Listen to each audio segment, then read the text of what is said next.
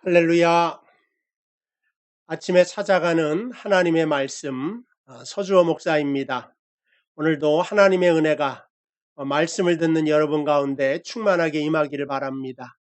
오늘 주신 하나님의 말씀은 마가복음 10장 1절에서 9절까지의 말씀입니다. 여러분도 말씀을 펴시고 다 같이 저랑 같이 읽도록 하겠습니다.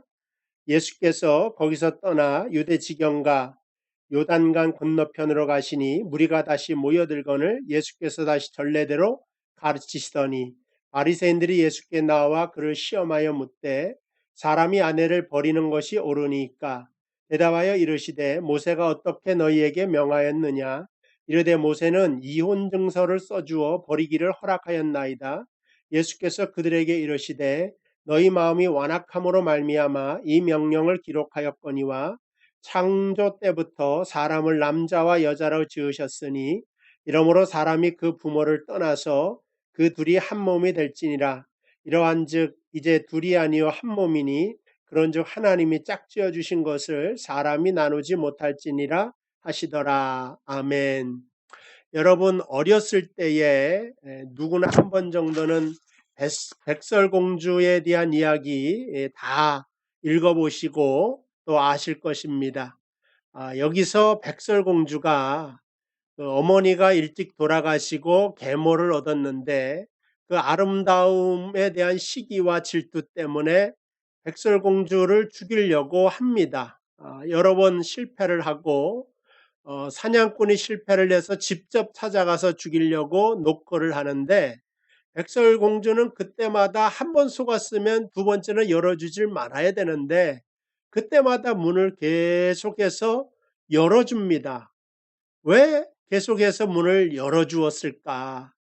이것에 대한 말을 하는 사람이 있어요. 접촉위안이라는 것이 있습니다.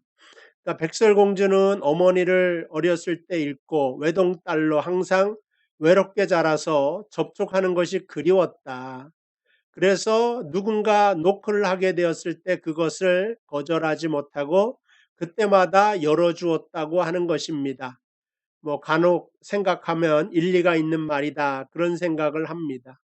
우리는 왜 결혼을 할까?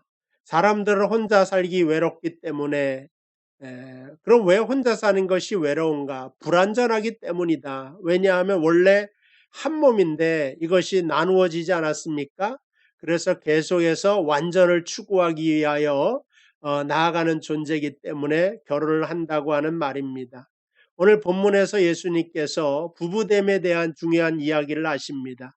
원래 주님께서 의도해서 가르치려고 하는 것이 아니라 바리새인들이 올무를 넣습니다. 그러니까 오늘 2절 말씀에도 예수를 시험하여 묻되, 그러니까 예수를 시험하고 올무에 빠지게 해서 주님을 공격하기 위해서 바리새인들이 한 질문에 대한 답으로 오늘 말씀을 하시는 것입니다. 그래서 어떻게 시험하느냐 하면 2절에 시험하여 묻되 사람이 아내를 버리는 것이 옳습니까? 그러니까는 하나님의 사랑을 말씀하는 예수님이 아내를 버려라.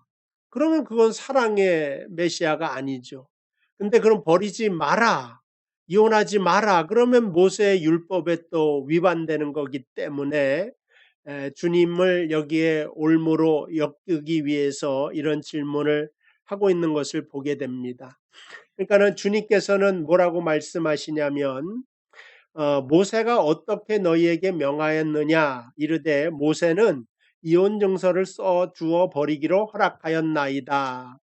그래서 오늘 주님께서 모세가 어떻게 말을 했느냐 이거에 대한 말씀이 신명기 24장 1절과 2절 말씀에 나옵니다. 신명기 24장 1절과 2절 제가 읽어드립니다.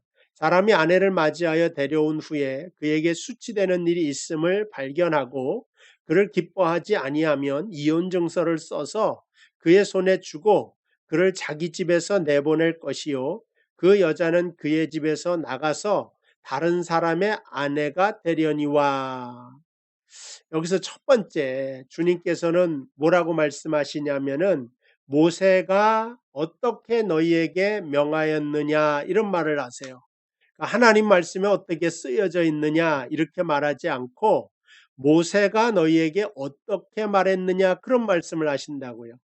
우리가 따지면 모세가 한 말이 하나님 말씀에 적혀져 있으니까 그거나 이거나 무슨 차이가 있을까 싶지만은 여기서 하나님의 말씀이라고 하지 않고 모세라고 표현했다고 하는 것은 무슨 뜻이냐? 그건 하나님의 본래적인 의도가 아니었다고 하는 뜻입니다. 그 이제 3절에 말하죠. 완악하기 때문에 차선책으로 하나님이 허락하신 것이지 하나님의 본래 의도가 아니었기 때문에 여기서는 하나님의 말씀이라고 안 쓰고 모세가 너희에게 어떻게 가르쳤느냐 이런 말을 쓰시는 것입니다. 그러니까 모세가 어떻게 가르쳤냐, 이혼 증서를 써서 그 여자의 손에 꼭 쥐어줘라 이런 말을 했어요. 그러니까 그 당시에서는 남자가 여자와 이혼을 하는데 이혼 증서를 주지 않고 내보내는 경우가 허다했다는 거예요. 그럼 이 여자는 이혼 증서가 없이 나가면은 다른 남자한테 시집을 갈 수가 없어요. 왜냐하면 서로 간음한 것이 됩니다. 그러면은 그 당시에 사회상으로 모든 기업, 땅에 대한 권리가 남자에게 있어요. 그러니까는 남자에게 예속되지 않으면 굶어 죽거나 길에서 생계가 없습니다. 그래서 여자들이 그때는 매음을 하기 위하여 기생으로 이렇게 생계를 유지할 수밖에 없었다고 하는 것입니다.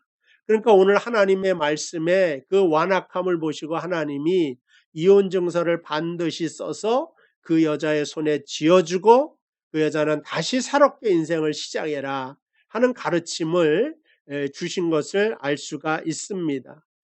그런데 사람의 완악함이 여기서 끝나지 않죠. 고대의 탈무드의 기록을 보면은 맨 처음에 이혼 증서를 안 써두다가 율법대로 써달라 이렇게 말하면 남자들이 나뭇잎이나 그 쉽게 씻드는 풀잎 같은 데다가 써주어서 불과 뭐 몇 개월 있으면 다 말라서 글씨가 없어지게 만들기도 했다. 이런 것입니다. 사람이 완악하고 누군가를 미워하게 되면 이와 같이 정말 짐승처럼 되어진다 하는 그런 것을 또 알 수가 있습니다. 그래서 가정에서는요, 이러한 완악함이 필요하지 않고 사랑으로 화목한 원리만이 지배하는 곳이 되어야 된다 이런 말씀을 하십니다. 그러니까 어제 말씀 맨 마지막 절에 주님께서 소금은 좋은 것이로되 만일 소금이 그 맛을 잃으면 무엇으로 이를 짜게 하리요 너희 속에 소금을 두어 서로 화목하라 하시니라 이 말씀을 하셨어요. 이 말씀은 앞에 있는 제자들끼리 화목해라 이 말씀도 되고요. 뒤에 연결되는 부부간의 이야기가 나오니까 가정에서 부부끼리도 화목해라 이거를 다 연결해주는 접속사로 화목하라고 하는 말씀을 주님께서 하시고 있는 것입니다. 그러니까 가정에 항상 소금을 두어서 썩지 아니할 것으로 화목한 가정과 부부됨을 이루라고 하는 말씀입니다. 여러분 에베소서 5장 18절 보면 성령 충만을 받으라 그랬어요. 그 다음이 연결되는 것이 뭐예요? 성령 충만 받으라 오직 술 취하지 말고 성령 충만 받으라 그러고 그리스도를 경외함으로 피차 복종하라가 뒤따라지는 거예요. 그러니까 성령 충만함에 나타나는 장소가 교회가 첫 번째가 아니라 가정에서 나타나야 된다고 하는 말씀입니다. 그래서 가정에서 성령 충만하지 않고 교회에서만 성령 충만하면 이것이 현대적인 외식이다. 원래 성령은 불이지 않습니까? 이 불이 어떻게 되어져야 되느냐? 따뜻함으로 가야 되는 거예요. 따뜻함으로 엮어져 가는 가정이 하나님이 복을 주시고 축복해 주시는 가정이다. 그래서 10장 오늘 5절 말씀 보시면 예수께서 그들에게 이르시되 너희 마음이 완악함으로 말미암아 이 명령을 기록했거니와 창조 때로부터 사람을 남자와 여자로 지으셨으니 이러므로 사람이 부모를 떠나서 둘이 한 몸이 될지니라 이러한즉 둘이 아니요 한 몸이니 그런즉 하나님이 짝지어 주신 것을 사람이 나누지 못할 것이다. 그러니까 사람이 나누지 못한다는 말씀을 하시면서 이거를 또 어디로 연결하냐면은 구속의 원리로 연결되어지는 것입니다. 그러니까 창세기의 말씀을 하셨어요. 창세기에 하나님이 어떻게 하와를 만드셨냐? 아담을 잠재우십니다. 근데 성경에서 보면 잠잔다라고 하는 건 죽은 겁니다. 그렇죠? 예수님께서 기적을 일으킬 때도 그 달리다고 마실 때 아이가 잠잔다 이런 말을 하셨어요. 죽었는데 잠잔다고 하셨다고요. 그러니까는 여기서 아담이 잠잤다고라고 하는 것은 아담을 죽이고 그의 가슴을 열고 그의 뼈로 만드신 것이 하와고 각각 온전한 사람이 되었잖아요. 그 다음에 하나님이 첫 번째로 명령하는 것이 사람이 부모를 떠나 그 둘이 한 몸이 될 것이다. 그래서 한 몸이 되었을 때 온전하고 완전하게 되는 것이 당연하다 이런 말씀입니다. 근데 예수님께서 교회를 세울 때도 어떻게 세우십니까? 십자가에서 죽으심으로 하나님의 교회를 세우시는 것을 보게 됩니다. 그 십자가의 정신으로 모여진 단체가 공동체가 바로 교회 아닙니까? 그러니까 그리스도의 죽음으로 교회가 나오게 되는데 교회는 그리스도와 하나가 됨으로써 이제 온전해지고 구원의 완성을 이루며 이 구원을 전파할 수 있는 공인된 하나님의 공동체가 되는 것을 알 수가 있습니다. 그러니까는 가정에서 아담이 죽음으로 하와가 나와서 둘이 하나가 되는 것처럼 예수님께서 어떻게 구원을 이루셨냐면 당신이 죽으심으로 교회를 만드시고 다시 교회와 연합함으로 또 완성을 이루지 않습니까?